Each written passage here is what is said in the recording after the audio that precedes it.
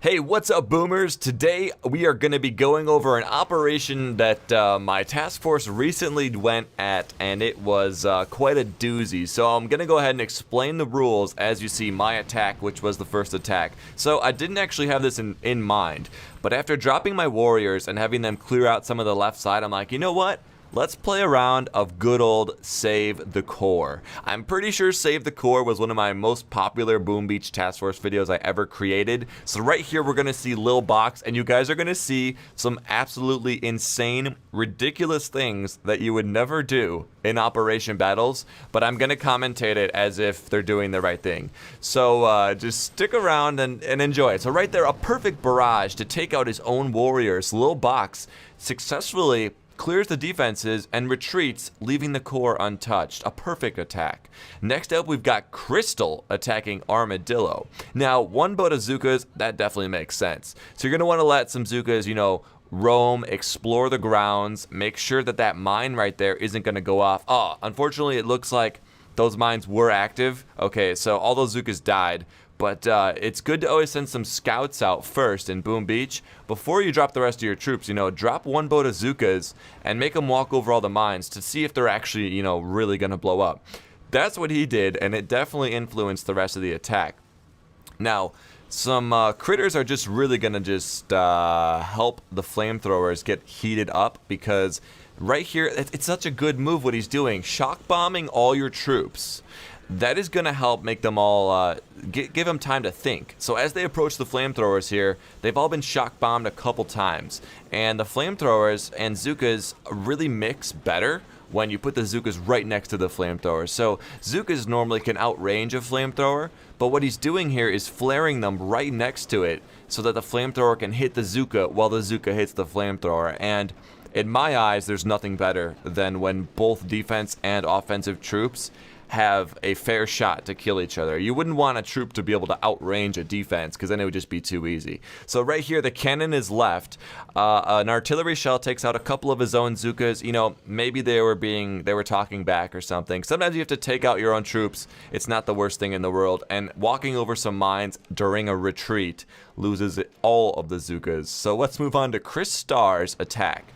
There's a cannon and a flamethrower left, and just the core. So you would think, coming in with all tanks, that, this is going to be a pretty easy victory. However, there's a lot of work that needs to be done. The cannon is distracted pretty early on here by some critters. Now, the critters are like, all right, we got this cannon. And then the barrage is going to be able to take out his own critters, because once the critters do their job, they kind of stick around and are annoying, so it's good if you can barrage your own critters, take them out early.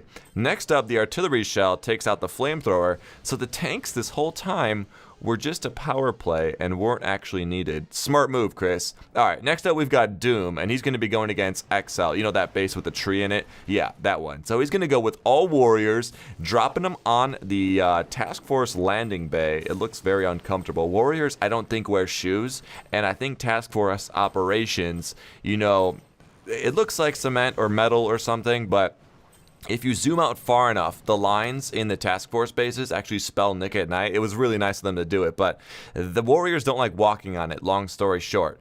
That was actually a legit attack. He cleared a ton of things with warriors. Look at all these riflemen from Skywalker's attack on XL doing their thing. So we really have to clear out these machine guns, these cannons, and it's going to take a lot of work to take this base down and save the core. The defenses are just as much of a threat to the core as we are as attackers. You guys have to remember that. That's why every time we kill a defense, the defense slowly sacrifices a baby goat, and it takes off a little bit of the health of the power core, which is why every time you kill a defense, the power core's health also goes down a little bit. Fun fact, right?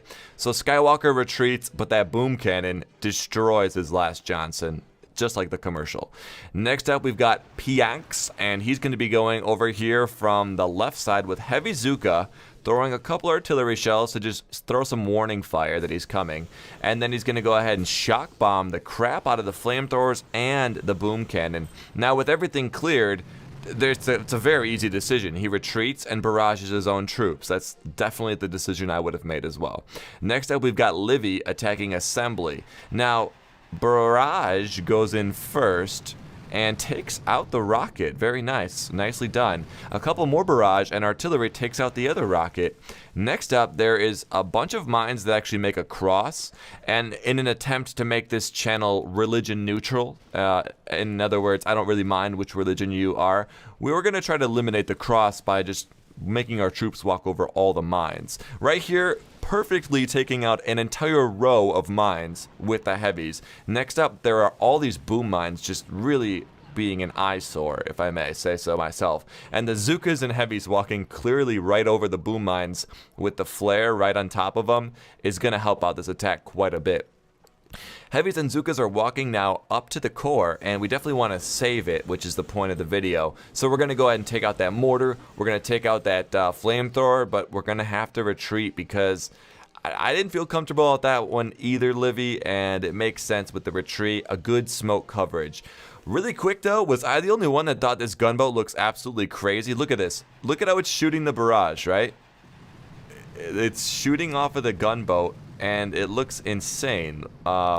Actually, there's T-Jock Norris, but I mean, the gun that's shooting it, and then the missiles are like way above it when they fire. I don't know, it just looks weird to me. Maybe it's just me.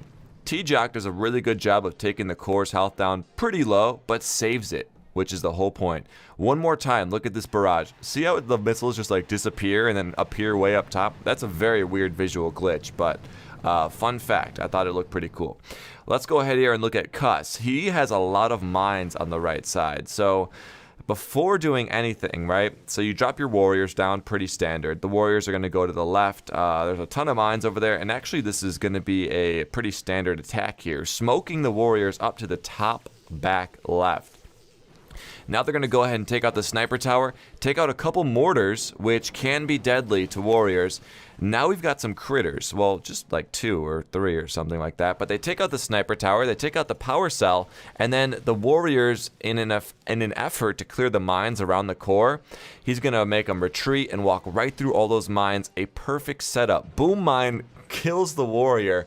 A really awesome ending to a very well-planned attack by Cuss, so thank you very much. And now we've got Mr. Anderson, who, for the last attack on one of the last bases here, throws some critters down into the mines, causing an explosion of epic proportions, taking out mines, boom mines alike. We've got a barrage coming in right now to take out the rest of the boom mines, and things are looking good for Mr. Anderson. Next up, it looks like he just throws a tri-smoke over in the right corner, but that's a pretty solid attack. Now, overall, guys, this task force operation was very fun, and as you're going to see, there were no bases destroyed as I scroll through this list, only people attacking. However, we got all the force points except for just a couple, so you know, it really doesn't make too much of a difference if you actually kill the core when it comes to points, because when you get to the top, we only got 5 less than if we were to beat the bases, because the core is as much, it's 1 force point, the same as every defense, the same as every power cell. So hope you guys enjoyed this fun take on doing an operation where you save the core, and I'll see you guys in the next Boom Beach video. And as always, for everything Boom Beach, you know what to do because you're already doing it. Keep it tuned right here. I'm Nickatnyte, and I'll talk to you guys in the next episode. Woo!